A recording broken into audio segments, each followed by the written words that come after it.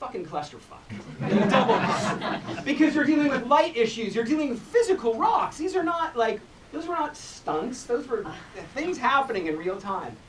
And I had this gut feeling that even with all of the chaos, that something beautiful would happen. And there were moments between Emery and Al Calderon, who plays Nathan Stein, that were just so precious. They were so little, like just little looks and then some falls and slips that we kept in, and some of the kids who were there as extras. David, why aren't you up here, by the way? I said your name. Get up here. Come on. Come on. That day particularly was really magical to me. Rachel, do you have a moment that you remember as being something that was like a real happy accident? I bet you have about 50. I remember the scene actually in the bathroom with Paul Sparks, who played Conrad. You were visiting that day, actually, in Taylor. And it was, not interrupting at all.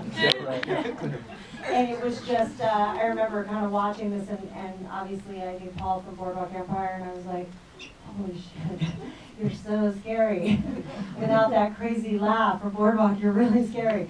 And it was just, I remember thinking like, that was a powerful moment. It was also a moment that was emblematic of the abuse and all this crazy stuff that was happening in these places. And I felt like, okay, we are because there was magic happening and the chemistry was happening with all the actors, and you were feeling the uplift part, and it was like we're also responsible to tell the other part of it. And I knew that it was happening in those moments as well. John and Heather too. How did you guys prepare for this? Did you have any knowledge of this world or any kind of special? Well, I didn't go to reform school. Is that what you're trying to say? That's where I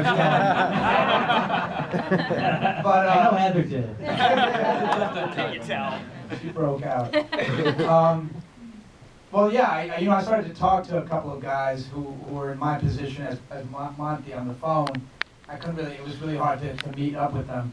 They're all in different states, but they're all liars. I mean, they constantly all on the phone, but constantly like, no, it's a very therapeutic program. We're here just to really service the kids and rehabilitate them. And then you do research behind their backs on Google, and then you see like the incredible abuses that these kids receive, the abuse they receive because no one's really watching, nobody really cares about this group. And because they're innocent kids and they can be really manipulated. And it's horrible, man. And so I felt it was a really important movie that Rachel and Bradley were making. And it was really devastating. And I wanted to give kind of justice to what these real guys, the guys that I was playing, what they really like. They can be very manipulative and they're really bright, but they're damaged human beings who continue to perpetuate damage.